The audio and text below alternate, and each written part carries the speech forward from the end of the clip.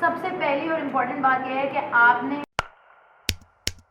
वो topic choose करना है जो टाइमली हो, रेलेवेंट हो और ट्रेंडिंग हो। ठीक है, टॉपिक सबसे ज़्यादा ज़रूरी चीज़ है। अगर आपने एक टॉपिक गलत चूज़ कर लिया है जिसके बारे में कोई नहीं जानना चाहता, बेशक आप उसके ऊपर 3000 लफ्ज़ लिख लें, बेशक आप उसके अंदर बहुत अच्छा कंटेंट डिलीवर करें, बहुत अच्छी कीवर्ड रिसर्च करें, लेकिन जब उसका कोई इंटरेस्टेड ही नहीं है उस टॉपिक में, कोई उसके बारे में बात करना ही नहीं चाहता, तो आपकी एफर्ट वेस्ट हो जाएगी। इवन शुरू में मुझे नहीं पता था, मैं अपने पर्सनल ब्लॉग के लिए अपनी मर्जी से कंटेंट लिखती रहती थी, जो मेरे दिल में आया मैंने लिख दिया और मैं कहती वाह मैंने कितना अच्छा लिखा, वाह मैंने, लेकिन कोई पढ़ने वाला नहीं होता था। देन मुझे पता चला कि आपने पहले डिसाइड करना होता है, गूगल कीवर्ड टूल है, ऊबर सजेस्ट है, गूगल ट्रेंड्स है, डिफरेंट टूल्स को इस्तेमाल करके पहले आपने डिसाइड करना होता है कि ट्रेंडिंग टॉपिक्स क्या हैं और उनके बारे में लोग क्या जानना चाहते हैं।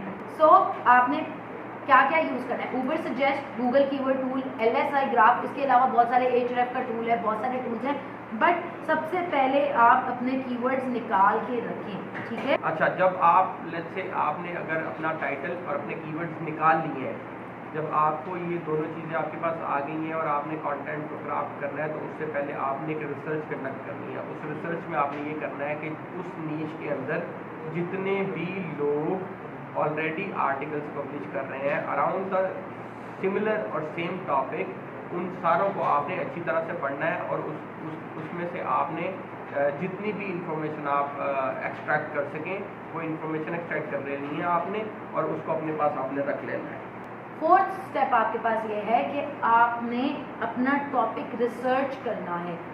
सब लोग यही करते हैं, चाहे वो नील पटेल हो, चाहे वो बैकलिंको वाला ब्रायन हो, चाहे वो मैं हूँ, चाहे वो कोई भी हो, जब भी हमें कोई आर्टिकल या टॉपिक मिलता है, मुझे भी इसमें कोई बुराई नहीं है, तरीका ये है, जब भी कोई टॉपिक मिलता है लिखने को, हम उसे गूगल पे सर्च करते हैं, पहले 3 या 4 ब्लॉग्स निकाल के पढ़ते हैं कि उन चारों ने, उन टॉप लोगों ने क्या लिखा हुआ है और क्या मिस कर दिया है।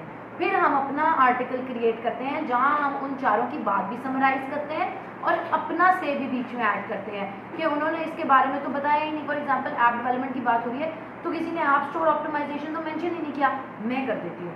सही है।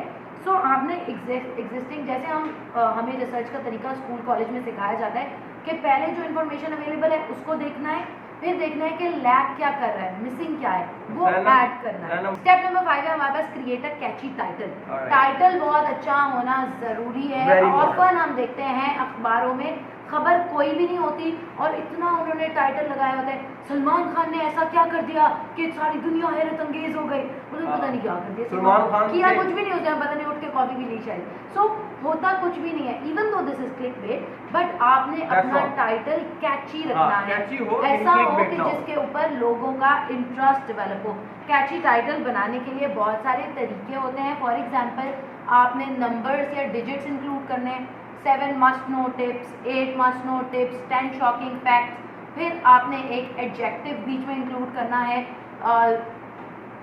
जैसे कि अमेजिंग है ये वो। फिर आपने एक एडवर्ब डाल सकते हैं।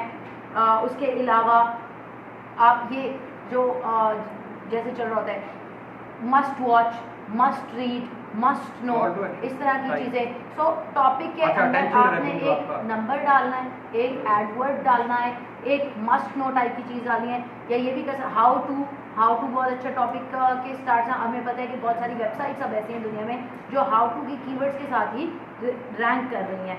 सो हाउ टू आप अपने टॉपिक में डाल सकते हैं। यानी आपने एक अच्छा इंटरेस्टिंग कैची टाइटल बनाना है। अगर आप इसको फर्दर पढ़ना चाहें तो you can simply Google how to write a catchy title, आपके सामने बहुत सारी रिजल्ट्स आ जाएंगे। अच्छा, ये ठीक है।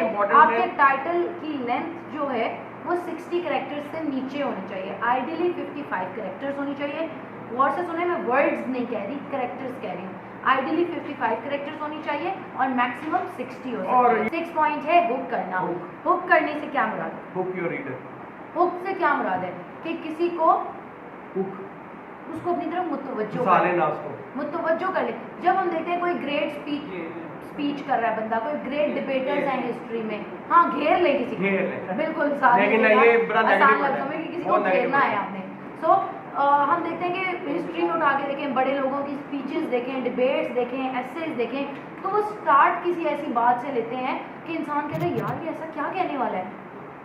सो जैसे कोई मूवी है, उस दिन मैं मूवी देख रही थी, उसके स्टार्ट में वो कहता है I am this and I will be dead in a year. So मैं हुक हो गई कि यार ये किस तरह मर जाएगा बंदा, क्यों मर जाएगा। अच्छी मूवी थी। कौन सी? वो ये तुमने दिखाई थी? जी नहीं, अ ब्यूटीफुल माइंड के समथिंग। जी नहीं, वो जो अमेरिकन ब्यूटी। जी अच्छी मूवी थी। सो हुक करना बहुत ज़्यादा ज़रूरी होता है। डायरेक्टर्स और प्रोड्यूसर्स एक मूवी का जो ओपनिंग सीन होता है उसके अंदर महीनों लगा देते हैं सिर्फ एक 30 सेकंड का क्लिप बनाने के लिए कि हुक सबसे ज़्यादा इंपॉर्टेंट चीज़ है। अब हुक आप कैसे करेंगे ये मैंने मल्टीपल टाइम्स बताया आपको। हुक करने के लिए आपके पास कुछ स्ट्रैटेजीज होते हैं। आप एक फैक्ट से हुक कर सकते हैं। 90% of people in this world are using smartphones.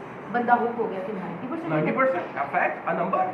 आप हुक फैक्ट कर सकते हैं, कोई स्टैट हो सकता है, क्वेश्चन हो सकता है, do you want to lose weight, do you want to get rich, do you want to be better, क्या आप गोरा होना चाहते हैं, क्या आपको हसीन जिल्द चाहिए, वगैरह। सो एक क्वेश्चन हो सकता है। फिर एक प्रॉब्लम हो सकती है, क्या आप गिरते हुए बालों से परेशान, प्रॉब्लम है ना। सो हुक प्रॉब्लम हो सकता है, फैक्ट हो सकता है, क्वेश्चन हो सकता है, असर्शन हो सकता है। क्रिएट योर ओन वर्क, ये बड़ा इंपॉर्टेंट है। बहुत सारे लोग जो ऑनलाइन काम करना चाह रहे हैं, कर रहे हैं, जहाँ जहाँ मौजूद हैं, इस बात को अच्छी तरह से समझ लें कि जब आपने अपनी वेबसाइट के लिए कंटेंट क्रिएट करना है, आपने किसी की वेबसाइट के लिए कंटेंट क्रिएट करना है, आपने किसी ब्लॉग के लिए कंटेंट क्रिएट करना है, आपने सोशल मीडिया के लिए कंटेंट क्रिएट करना है, तो आपने अपना ओरिजिनल कंटेंट क्रिएट करना है। आपने कभी भी कहीं से उठा के कोई भी प्लेजराइज कंटेंट, प्लेजराइज से मुराद ये है कहीं से भी उठा के किसी और का कंटेंट आप यूज़ नहीं कर सकते। जब आप ये काम करते हैं तो आपका कंटेंट प्लेजराइज हो जाता है। गूगल को इस बारे में कंप्लीटली इंफॉर्मेशन है, वो आपको जब क्रॉल करता है तो उसको समझ आ जाती है कि ये कंटेंट तो उधर भी पड़ा हुआ है, सो इसने चोरी की है। तो जिन लोगों ने चोरी की होती है उनको गूगल किसी भी सूरत में रैंक नहीं करता, ट्रैफिक नहीं देता, and that's not your work, and this is not just for content. आप जरूर ले सकते हैं। हाँ, मतलब आपने कुछ पढ़ा और आपको कोई टिप्स पता चले, लेकिन आपने लिखना उसको अपने अल्फाज में, किसी और के वर्ड्स कॉपी पेस्ट नहीं करने। और ये बात सिर्फ और सिर्फ कंटेंट, व्हेन वी से content precisely, let me repeat this, कि ये बात सिर्फ कंटेंट के लिए नहीं हो रही। ये बात कंटेंट के अंदर सिर्फ और सिर्फ टेक्सचुअल कंटेंट नहीं आ जाता, कंटेंट के अंदर इमेजरी भी आ जाती है, कंटेंट के अंदर वीडियोस भी आ जाती हैं। आपने किसी का काम कभी भी अपने वेब पे, अपने सोशल मीडिया पे शेयरिंग कर सकते हैं, आप अपने सोशल मीडिया पे किसी और का भी link and everything with credit, but आप किसी की रिसर्च को इंक्लूड कर सकते हैं अपने कंटेंट में क्रेडिट के साथ। आप किसी की इमेजरी यूज़ कर सकते हैं अपने कंटेंट में क्रेडिट के साथ, सीसी करके कर्टेसी देके, और आप वीडियोस यूज़ कर, आप म्यूजिक यूज़ कर सकते हैं। लेकिन जितना भी सोर्स आप जहाँ जहाँ से लें, अगर वो रीयूजेबल फॉर्म में है, अगर उसका लाइसेंस है कि वो रीयूज़ कर सकते हैं, तो आप रीयूज़ कर सकते हैं। गूगल से आप कुछ भी बगैर वजह के नहीं ले सकते। ये डिज़ाइनर्स के लिए है ख़ास तौर पे, और उसके बाद ये हर उस बंदे के लिए है जो डिजिटली काम कहीं कर रहा है। ओरिजिनल वर्क मीन्स के सब कुछ ओरिजिनल होना चाहिए आपका। ओके, अच्छा अपने फैक्ट्स चेक करें। पॉइंट नंबर 8 ये है कि क्या आप जानते हैं कि 67% of all stats are wrong, they are made up. सही है, even this one that I am telling you right now. So जो हमें फैक्ट्स और स्टैट्स हम ऑनलाइन कहीं से भी देख के कॉपी पेस्ट कर देते हैं, इसलिए बहुत ज़्यादा ज़रूरी है चेक करना कि इसका सोर्स क्या है और क्या ये एक्चुअली में एक फैक्ट है भी या नहीं है, क्या ये एक्चुअली रिसर्च से सपोर्टेड है या नहीं है। समटाइम्स हम देखते हैं कहीं पे कोई चीज़ और हम बड़े टेम्प्टेड हो जाते हैं उसको शेयर करने के लिए विदाउट इवन कंफर्मिंग कि ये सच है भी या नहीं। आज के दौर में 7 टाइम्स ज़्यादा फेक न्यूज़ शेयर होती है as compared to true news. So आपने मेक श्योर करना है कि आप जो भी इंफॉर्मेशन यूज़र को दे रहे हैं वो ट्रू है और वो एक्यूरेट है।